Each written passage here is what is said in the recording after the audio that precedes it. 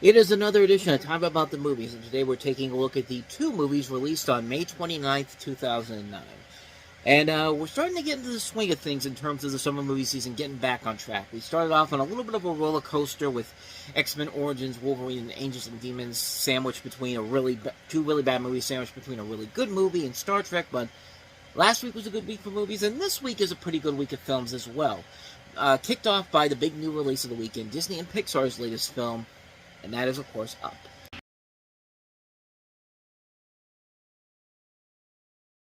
Sadly, we don't have the alternate version where Carl Fredricksen basically just decides to let Russell just die out there, and eventually he'll fall off there and fall out of the sky and all that. I mean, sadly, that version does not exist. Maybe if they make the live-action remake, that'll probably happen. But you know you're in for a treat when Disney and Pixar have to remind you of their great works from the past, and they were on a roll at that point. I mean, Cars was their weakest film, but how can you not get excited when you see all those classic movies right there? And yeah, little did we know that this was going to be another classic film, and maybe even one of their best movies in general. Like, this really is up there with some of their masterpieces, and really, it just starts right from the get-go. But the story of this is that you have Carl Fredricksen, played by Ed Asner, who's an elderly widower who travels to South America with his youngster Russell, in order to fulfill the promise that he made to his late wife. In the jungle, they encounter an exotic bird and oppose Carl's childhood idol, played by Christopher Plummer, who has sinister plans to capture the bird.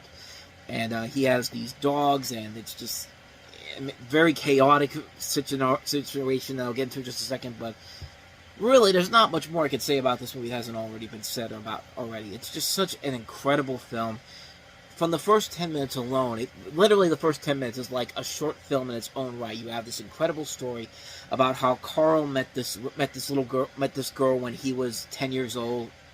Little did they know that, Carl's, he's an adventurer. He idolizes the famed explorer Charles Muntz, and then he befriends Ellie, who becomes his wife, and, they eventually become friends, and all of a sudden they become married, and it's all this, and they have, like, a miscarriage, and there's just all this stuff is going on, and me describing it really is doing a disservice. You gotta check it out for yourself, because it literally is a 10-minute short film on its own merits. Like, this is the type of thing that they make short films off of, not as part of a movie. And usually that would be like the end of the good stuff in the movie, but far from it. I mean, when he gets older, I mean, that's where there's still a lot of good stuff overall in the film, and it just is such a really entertaining film all across the board. All the characters are great in here. Russell is a fun kid character. Doug comes into play here. This dog that follows them, and he's played very well by Bob Peterson. The villain is pretty fun overall, and his dogs are so good. Like, the genius of how they put these dogs in this movie, like, they look diabolical and evil, and then you have to throw in, and then one of them, the main dog, has like his voice chip is all messed up, so instead of sounding all menacingly, he sounds like his voice is squeaked up, and it's just like it's just so fun to watch overall. Like, the movie, it knows that it could be both funny and set and dramatic, and also it just works on so many levels, on so many wavelengths, and it's just, I'm just kind of rambling on right now, but I really don't need to say much more about this movie that hasn't already been said. It's a damn good movie. A great score by Michael Giacchino. I mean, this is one of Pixar's best movies. It really is one of the best movies Pixar's ever made. And really, I don't think it's much of a surprise. It says a lot when this became the second animated feature to be nominated for Best Picture. But then again, this was when they were starting to do the 10 nominees, so people wouldn't get pissed off at the fact that there was only 5, and they missed out on movies like The Dark Knight, The Dark Knight, or WALL-E, like they did last year. But either way, at least that they're acknowledging that this is a good movie that deserved to be up there with the best pictures of the year, even though it didn't win. But regardless, it is still one of the great animated films of all time. It's another one of Pixar's magnum opuses. Up, man. What more can you say? It's a great movie. If you have not seen it now, I don't know why you haven't, but get your ass out of your seat and go see it, because, yeah, I mean, it's kind of cliche for me to say this, but you are doing yourself a huge disservice by missing out on this film. Well, you can also say the same thing about our next movie, but at least I understand why most people kind of overlooked it at first. This is Sam Raimi's latest film, Drag Me to Hell.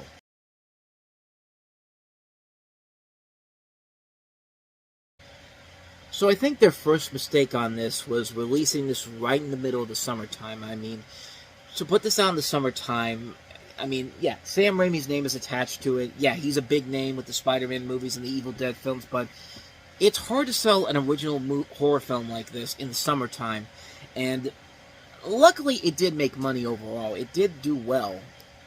I mean, it made back 3 times its budget, so it... Yeah, 3 times its budget. I was about to say, I think I got the math wrong, but no. It made $90 million over a $30 million budget, so it was a big hit in terms of its budget. It was a critical success as well, but kind of back then, it didn't feel like it was a big hit compared to all the other blockbusters coming out at the time. It wasn't a blockbuster movie, and it certainly paled in comparison to the Spider-Man's box office numbers, but that was kind of to be expected overall. But it's a good cautionary tale. It's a story about a lone officer played by Alison Lohman who, because she has to prove to her boss that she can make the hard decisions at work, choosing not to extend an elderly woman's mortgage. The old woman places a retaliatory curse on her that, after 3 days of escalating torment, will plunge her into the depths of hell to burn for eternity. And that's the great thing about this movie, is the fact that Alison Lohman's character isn't a scumbag. I mean, the trailer even says it herself. It's just like, even nice people can go to hell. And I mean, yeah, she's trying to do it so she can prove to her boss, played by David Paymer, that, hey, I can make hard decisions, and that's kind of what David Paymer kind of lets on beforehand. And it's a really difficult decision. I mean, you have to make a decision there. Like, you could help the old woman out, but you also have to realize that you have to do your job. Like, you can't be Mr. Incredible and just pretend like you can't help him and be like, yeah, you just help him out on the side, because sooner or later you're going to get in trouble for it. And so, yeah, I can understand the situation she's in. She doesn't know exactly what to do. She thinks she makes the right decision, and of course, it ends up backfiring on her in a big way, and the movie doesn't back down from it. There's no happy ending at the end of it. No, she literally goes to hell at the end of the movie, and that's how the film ends. And I just love the fact that they went for it. They went all in. It's Sam Raimi doing what Sam Raimi does best. Universal basically just let themselves step aside, let Sam Raimi do what he wants to do, and they made a great film out of it. This is a really damn good movie. It's a film that does honestly keep you on the edge of your seat. You do wonder how it's going to end, and I like the fact that they didn't sugarcoat the ending overall. Like, I like the fact that they went deep with it, and it works. It's a very damn good movie, and one that definitely deserves a lot more attention, which I'm glad to see. I want to assume I'm glad it is getting more attention, because we just had, it did well when it came out, but then kind of faded out of obscurity for a little bit. But as of late, there is a little bit of a resurgence of it, if you will. Mostly in large part thanks to Shout Factory releasing it on 4K for the first time. And in fact, the Steelbook is coming out just around the time that I'm doing this. So, yeah, so a new generation is finding this movie, and they should, because it is a good movie. It's a good cautionary tale about, you could think that you're advancing your career, but at the same time, you better be damn well prepared to face the consequences of your actions, as Alison Lohman in this movie unfortunately has to suffer. And as I said before, the trailer said it best, even nice people can go to hell. I mean, it's a good cautionary tale, and it's a really good movie. I mean, there's not much more I can add to it that I haven't already said already, and yeah, it's one you should definitely check out. If you love Sam Raimi's work, the Drag Me to Hell is one you should definitely check out. And so, with all that said, we wrap up another edition of Time About the Movies. We'll jump into a brand new month as the second month of the summer season gets underway. The last summer of the decade, too. I forgot about that, but we have the breakout comedy hit The Hangover from Todd Phillips, starring Bradley Cooper, Ed Helms, and Zach Galifianakis. We have Will Ferrell starring in Land of the Lost from director Brad Silberling. We have Nia Vardalos once again trying to copy the success of My Big Fat Greek Wedding with another comedy, My Life in Ruins, which could sum up Nia Vardalos' career after My Big Fat Greek Wedding overall, but we'll delve into that on tomorrow's show. But we also have John Krasinski and Maya Rudolph starring in Away We Go, from the latest film from director Sam Mendes. 4 films to take a look at tomorrow. We'll definitely take a look at those films tomorrow.